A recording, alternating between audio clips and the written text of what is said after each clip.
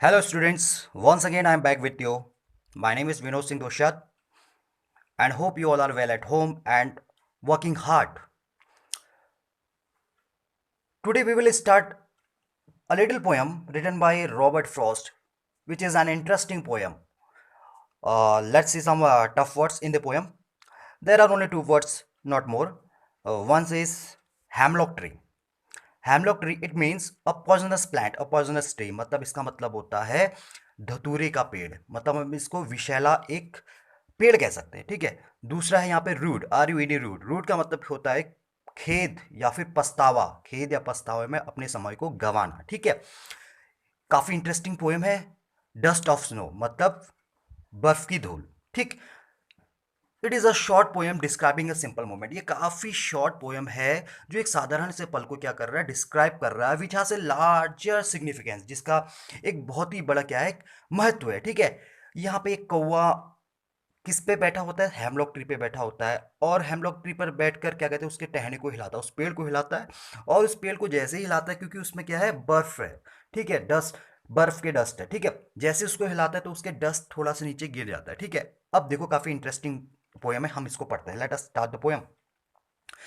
The way a crow shook down on me, the dust of snow from a hemlock tree has given my heart a change of mood and saved some part of a day I had rude.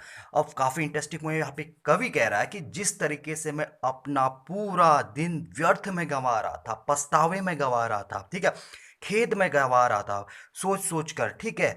तो जिस प्रकार मैं पेड़ के नीचे बैठकर सिर्फ एक ही चीज पे सोचा हुआ था, एक ही चीज पे मैं डीप कंtemplate कर रहा था, मतलब ध्यान मग्न हुआ था, बस दुख के अलावा, सौर्य के अलावा मुझे कुछ दिखाई नहीं दे रहा था, बस मैं उस सोच में डूबा ही था। और उसी दौरान एक कौवा वहां पे आता है, जिस पेड़ के नीचे बैठा है हेमलॉक ट्री पे, उस हेमलॉक ट्री पे कौवा आता है और उसको हिला देता है, उस पेड़ को हिलाता है या उसके ब्रांचेस को हिला देता है। ठीक है। तो जैसे ही कौवा उस ब्रांचेस को हिलाता है, पेड़ को हिलाता है, तो उसमें जितने भी डस्ट है किसके, बर्फ के, स्नो के, ठीक है, वो नीचे गिरने लग जाते हैं, वो नीचे गिर जाते हैं एकदम से। वो किसके, कवि के ऊपर, वो बोल रहा है कि मेरे ऊपर गिर जाते हैं। ठीक है।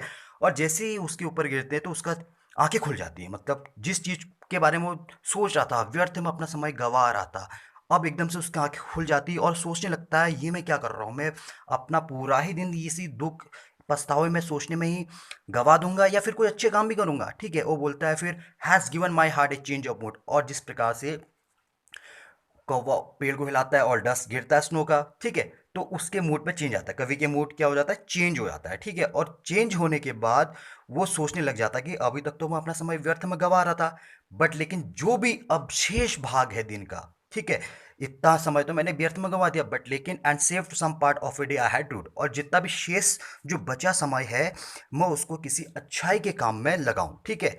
तो यही है, काफ़ी छोटा सा पोएम है, काफ़ी इंटरेस्टिंग है। आई होप अंडरस्टैंड हो गया होगा, समझ में आ गया होगा। ठीक है। तो इसके बाद हम नेक्स्ट पोएम पढ़ेंगे, fire and ice. So thank you for today.